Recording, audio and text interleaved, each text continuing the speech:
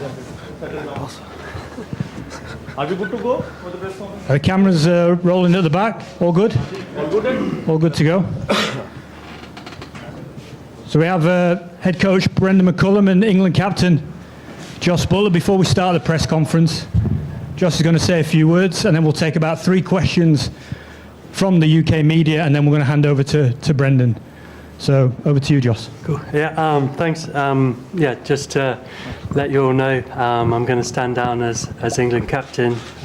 It's the right decision for me. It's the right decision for the team, and yeah, hopefully somebody else who can come in and work closely alongside Baz to take the team back to where it needs to be. Okay, thank you, Jos. We'll go to David.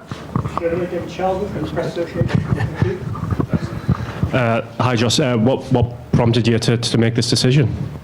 Yeah, I think it's quite clear, you know, that this tournament was going to be important results-wise for my captaincy, and obviously 2 losses and being out of the tournament, you know, with a bit of a hangover of some tournaments before. I think yeah, I just probably reached the end of the road for me and my captaincy, which is a shame. I'm sad about that, and obviously with Brendon coming in only recently, I was, you know, really excited to work closely alongside him and hope for you know, a very quick turnaround and take the team forward. But it's not quite worked out that way. So yeah, it just feels like it's the right time for me and also for the team to have a change.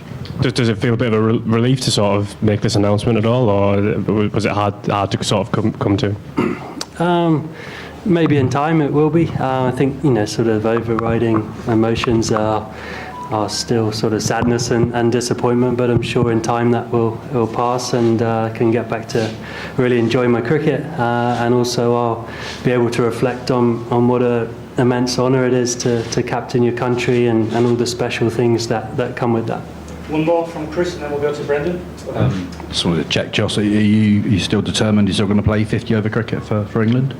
Yeah, I'll still be available, so we'll see what the coach wants to do there. Okay, we'll go on to Brendon. Any more questions, Chris? Yeah. Cool. Thanks. Let's go skip up. Hi, Brendon. How you doing? Sorry. Who is captaining the team tomorrow, and is there a long-term successor?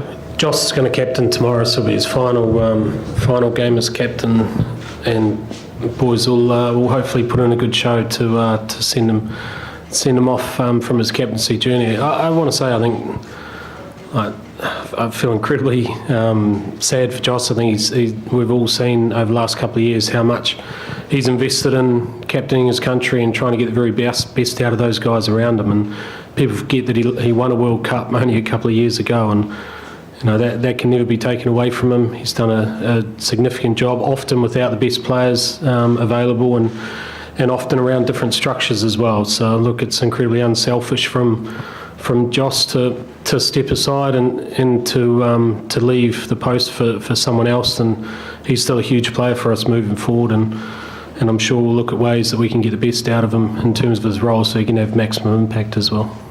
It's probably come a little bit quicker than we all expected. Could I just ask how you found out and when he told you and where? Yeah, Jos texted me yesterday, and I sort of had a bit of an inkling after the game, to be honest. The other night, he texted me last night and said, "Can we catch up, boss?" And so I went to his room and he let me know, and obviously I'd sort of had a bit of an inkling, so I had a bit of time to process it. My first reaction, I was going to tell him, "Don't worry about it, mate, we'll carry on." But then you start thinking about it, and you see how involved he's been trying to get the best out of these players, and you know, and you look at what's right for Jos, and first and foremost, I care about him as a mate, and obviously, you know, with your other hat on as a coach, you got to look at what's right too. But look, I think it's a great. It's incredibly selfless from Jos to have made this call, and you know, I want us to celebrate what he's been able to achieve. I said to the boys tonight when he let everyone know the team room. I said sometimes it's not necessarily the time that you're in the post and the results that you get during that time, but sometimes the impact you have in leadership positions can be felt after you've left the post, and I'm sure that'll be the case. I think Joe Root was a classic example of that with the Test game. He was able to at least hold the fort to a degree under incredibly trying circumstances, and then the uplift of performance when Stokesy took over sort of followed from that, and hopefully it'll be the same across the white ball teams whenever we decide on who that person's going to be. Take a couple more. Tim, go ahead. Hi, Baz. You kind of talked about it there, but is a lesson from Jos's time that whoever the new captain is kind of needs a bit more support than he's had at times in terms of having his best players available and everything? Yeah, I think so, and that's something Keezy, myself, and us at ECB are trying to ensure is that we give every format as most amount of attention as what we possibly can. It's a tricky balancing act at times, right? Like, look back even on these most recent series, you'd argue that you could rest some players for some test series and try and balance things out across formats, but thankfully the schedule is easing a little bit. If we look at what's coming, I think we only played 10 test matches this year, which is significantly reduced from previously. So there's an opportunity to be able to play guys who might normally have been rested from one-day cricket or T20 cricket because they were focusing on tests, to now be able to play them across formats too. So still, there's a lot to work out, but I'm hopeful that with some shrewd planning and a bit of an understanding of what our player pool looks like, we'll be able to make sure that we're competitive across all formats, because that's ultimately what the people that follow this team deserve, right? The fans of England, all those that call England their team that they support in world cricket across all formats, deserve to see the results improve from where they are at the moment, and that's certainly our focus. Two more, Simon, and then one more. Sorry, just touching on that. England's white ball captains of the last 10 years have been purely white ball players, but some of the candidates you might be looking at now are test players, I imagine. If they can't play everything because of the schedule, do you need a good deputy, vice captain, white ball vice captain, given that some of the other guys might be involved in test cricket sometimes and can't do everything?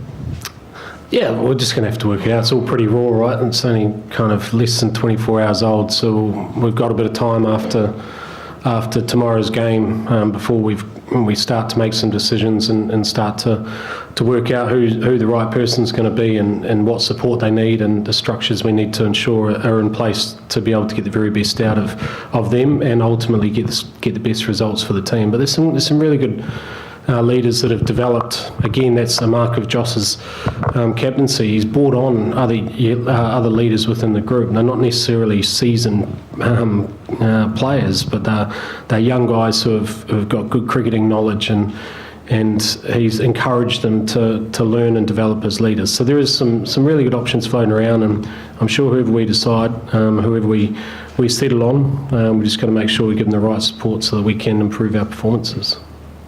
Richard, did you say you wanted one last one? Just get right to the mic, please, and then last one. What will be the sort of time frame and process for that selection, Baz? Obviously you haven't got to be a white ball cricket for a while, but I guess as coach across all formats now, you'll want to get give credence to each of the three teams.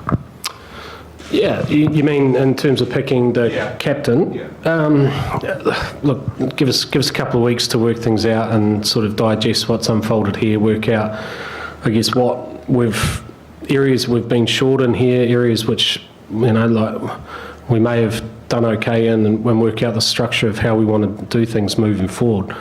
A couple of weeks, we've got, 2 months or so before our next assignment, the 4-day test against Zimbabwe, and then into the white ball series against West Indies. So there is a bit of time to be able to work that out, and we've got to make sure as well that Keezy and myself will get together, and those at the ECB, which obviously have a hand in things as well, and just make sure that it's whoever we decide, it feels right, and we give them the most amount of support.